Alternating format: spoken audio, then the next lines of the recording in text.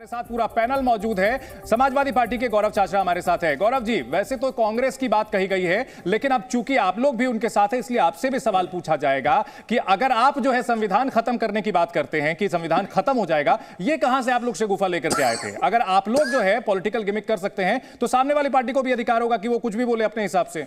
BJP के लोग शरेआम बोल रहे हैं, खुले मन से बोल रहे हैं 400 पार अगर आ गई तो हम संविधान को बदल देंगे। बीजेपी के कैंडिडेट बोल रहे हैं खुलेआम, और देखने को भी मिल रहा है इनकी तानाशाही जो रवैया चल रहा है।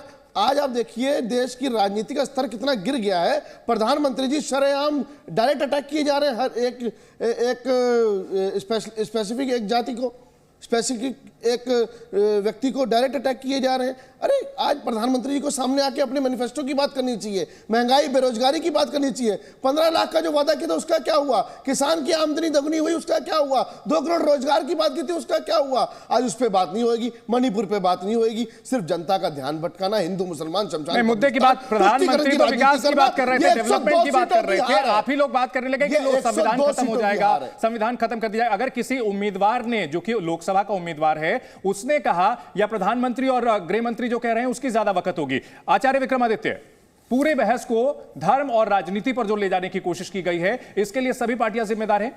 मुझे एक बात समझ में नहीं आती, इस देश में कोई भी सनातन की बात करेगा, हिंदू की बात करेगा तो सबके पेट में दर्द हो जाता है।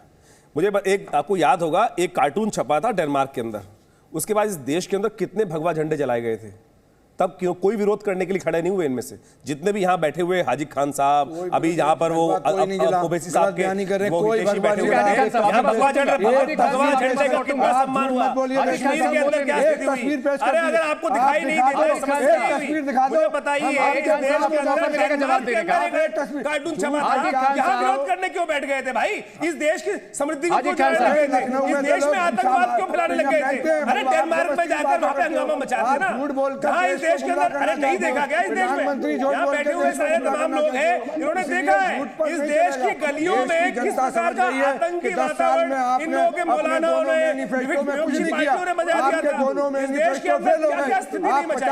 अभी आपको पेट में दर्द हो जाता है हनुमान जी पर, राम जी पर कोई अगर सपोर्ट करने बैठ जाता है तो इनके पेट में दर्द हो जाता है। क्यों भैया? क्या हिंदुओं को जीने का अधिकार नहीं है? सनातनियों को अपनी आराधना करने का अधिकार नहीं है? इस देश के अंदर ऐसा वातावरण बनाने का प्रयास किया जा रहा है कि हिंदू सांस ना ले सके, हिंदू हनुमान जी की उपासना ना कर सके। अरे भैया बताइए, अगर प्रधानमंत्री जी आज तक हिंदू ना पहले खतरे में था ना आज है, मनमोहन सिंह ने जब कहा इस देश की समृद्धि पर हाजी खान साहब तो क्या मुसलमान खतरे में आ गया है? नहीं थी आपको, तब कोई दिक्कत नहीं थी। ठीक है, आज हनुमान जी की सपोर्ट में कोई खड़ा हो जाता है, राम मंदिर की सपोर्ट में कोई खड़ा हो जाता है, तो जहां सारे के सारे बैठे हुए दानिश कुरैशी थे, उन्होंने किस प्रकार के शब्दों का उच्चारण किया था शिवलिंग के ऊपर?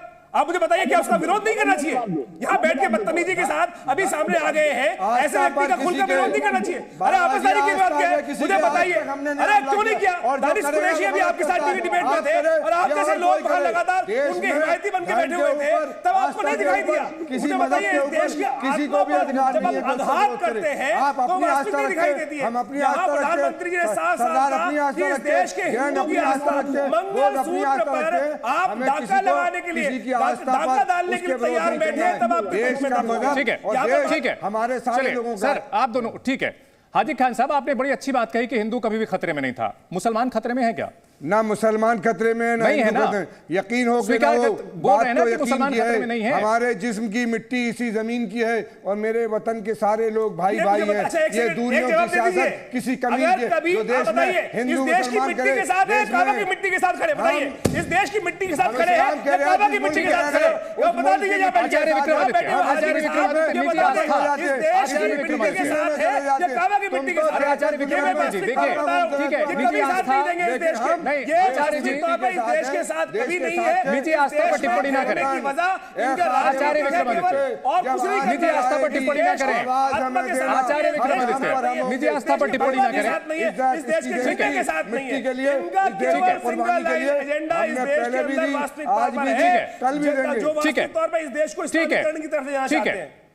हमारे साथ दानिश कुरैशी साहब एक बार फिर से जुड़ चुके हैं। दानिश कुरैशी साहब, बार बार जो ये मुद्दा उठाया गया, प्रधानमंत्री की ओर से जो बात कही गई है कि भाई घुसपैठियों को, रोहिंग्याओं को बसाया जा रहा है, जो आप बाहर के घुसपैठी हैं उनको हक दिए जा रहे हैं। आपकी पार्टी पर भी आरोप लगते रहे हैं कि भाई हैदराबाद में रोहिंग्याओं को बसाया गया, आप जो सीए का विरोध कर रहे हैं, ऐसा क्यों? लेकिन मुझे लगता है कि ये जरूरी है। 10 साल के शासन के बाद देश के प्रधानमंत्री खुद विराजित हैं वो, और उसके बाद तो ये कहते हैं कि ये आ गए वो आ गए, तो आपने 10 साल में क्या दानिश कुरैशी साहब, मैंने जो सवाल किया उसका जवाब दीजिए सर। प्रधानमंत्री को लेकर के प्रधानमंत्री लगातार अपनी बात कह रहे हैं, घुसपैठियों को बचाने की जो कोशिश की जा रही है, रोहिंग्याओं को बाहर निकालना चाहिए कि नहीं निकालना चाहिए? सीए जो है उसको लागू करना चाहिए कि नहीं करना चाहिए, और क्यों नहीं करना चाहिए? बैरिस्टर असदुद्दीन ओवैसी साहब ने 7 मरतबा पार्लियामेंट में स्पीकर कल अपने स्पीच में बताया कि 7 मरतबा उन्होंने पार्लियामेंट में पूछा। सरकार के पास कोई डेटा नहीं है कि कोई गैर कानूनी तरीके से आया, कहां से आया, इसका कोई डेटा नहीं है। आपको चाहिए तो मैं आपको बैरिस्टर असदुद्दीन ओवैसी साहब का ट्वीट भी दिखा दूंगा, उसमें साफ तौर पर लिखा जाएगा। तो हो गई एक बात। सवालों का जवाब सवालों से दिया जाता है। समस्या यही है कि जब भी सवाल उठाए जाते हैं उनका जवाब जो है काउंटर क्वेश्चन से दिया जाता है, और इसी वजह से राजनीति में कहीं ना कहीं अपनी दिशा और दशा तय करने का सबको अधिकार मिल जाता है। अब जनता को तय करना है कि किसके एजेंडे को उसे फॉलो करना है, किसके एजेंडे पर यकीन करना है। आप सभी का बहुत शुक्रिया हमारे साथ इस बड़ी बहस में जुड़ने के लिए। जी न्यूज़।